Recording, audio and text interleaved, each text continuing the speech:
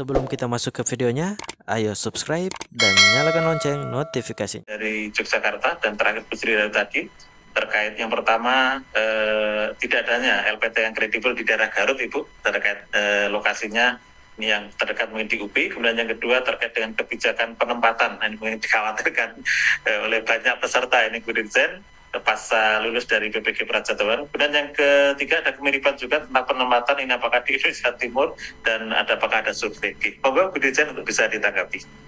Baik, terima kasih Pak. Jadi kalau kita mau ikuti banyak yang tanya ya Pak ya. Kalau kita mau, jadi ini selalu dimanapun kalau kita datang itu selalu pertanyaannya yang sama gitu ya. Terkait dengan PPL nanti PPL ini nanti LPTK yang akan menempatkan ya. Jadi sekolah-sekolah yang dipakai ini adalah sekolah-sekolah yang sudah ada masuk kriteria sekolah-sekolah penyelenggara IKM, sekolah penggerak, seperti itu ya. Desain awalnya sebenarnya nanti arah kedepannya itu mereka akan ditempatkan di sekolah-sekolah yang akan guru-gurunya pensiun, sehingga dia sudah seperti kampus Merdeka itu ya, magang, kemudian nanti setelah magang gurunya gurunya masuk gitu ya. Itu arah ke depan kita. Tapi saat ini itu belum bisa dilaksanakan, masih dilaksanakan di sekolah-sekolah yang menjadi rujukan. Sekolah-sekolah yang menjadi rujukan untuk PPL. Jadi ke depan ya arah mulai tahun depan akan seperti itu. Lalu terkait dengan penempatan ya, sebenarnya penempatan itu mahasiswa PPG itu sebenarnya kan sudah tanda tangan surat ini ya, tanda tangan ini enggak, fakta integritas enggak? Iya enggak Pak? Tanda tangan fakta integritas enggak? Waktu daftar PPG. Tanda tangan ya, fakta integritas.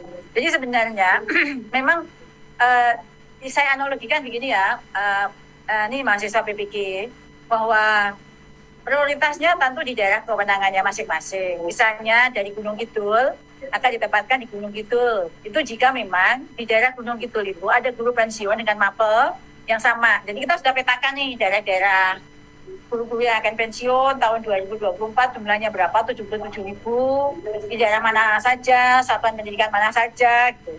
Lalu dijajarkan dengan mahasiswa PPG dari daerah asalnya mana.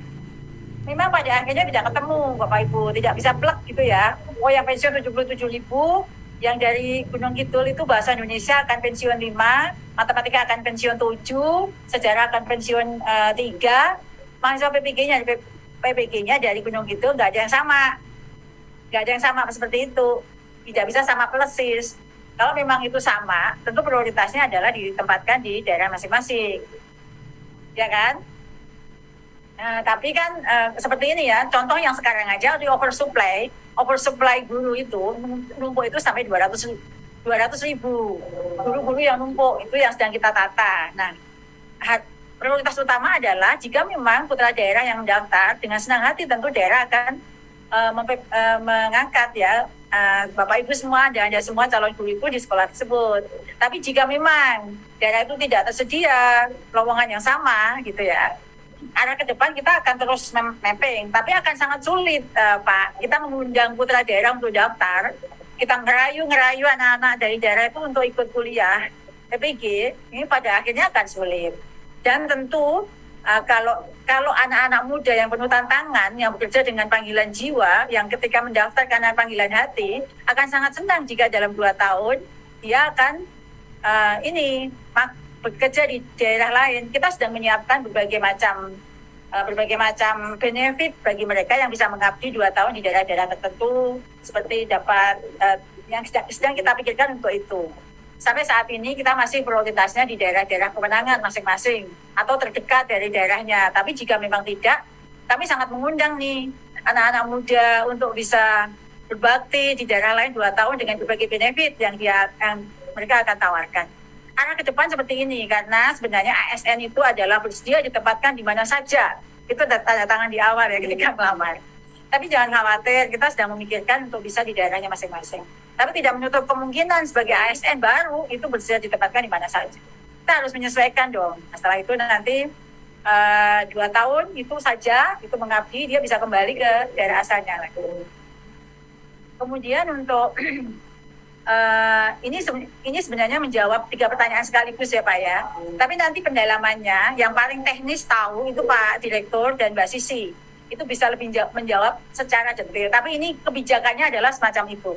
Kebijakannya mereka akan ditempatkan di daerah kewenangannya dulu jika nanti peta kita, mapping kita sama. Jika tidak, maka dengan kami mengundang para guru-guru PPG itu, lulusan PPG itu untuk mengabdi di daerah lain dengan waktu durasi terbatas untuk berbakti di sana dengan benefit-benefit yang kita bisa berikan sehingga mereka membangun sekolah-sekolah yang ada di daerah yang kosong formasinya dan bisa kembali lagi ke daerahnya dengan benefit setelah mereka kembali. Itu sedang kita pikirkan benefit-benefit bagi guru-guru yang akan mengabdi di daerah 3T. Nah, kelak kemudian hari PPL yang mereka akan PPL di satuan-satuan pendidikan di sekolah-sekolah yang akan gurunya pensiun itu yang akan kita lakukan.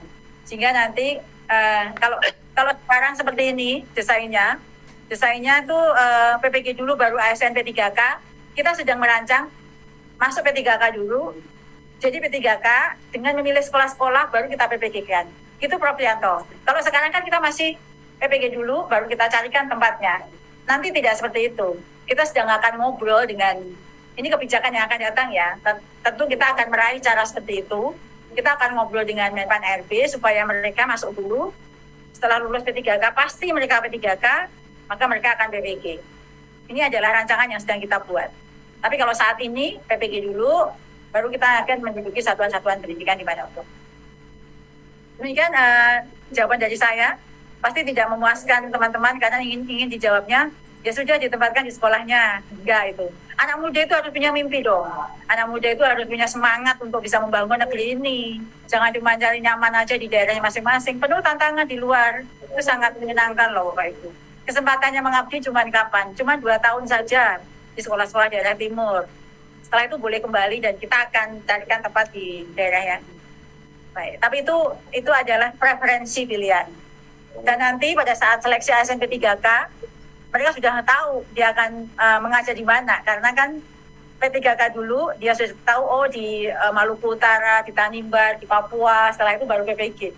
Kalau sekarang kan PPG dulu ya Pak. Itu kebijakannya kita akan terus sempurnakan sesuai dengan arah kebijakan Merdeka Belajar Kemendikbudristek. Saya rasa itu Pak, jawaban saya itu sudah merangkum 3 pertanyaan tadi. Terima kasih. Dan mohon maaf tidak menyinggung para mahasiswa PPG.